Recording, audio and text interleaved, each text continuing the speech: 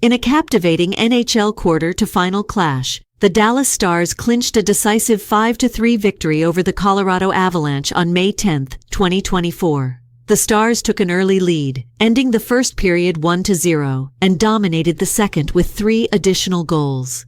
Although the Avalanche mounted a comeback in the third period, scoring 3 times, it wasn't enough to overturn the Stars' lead.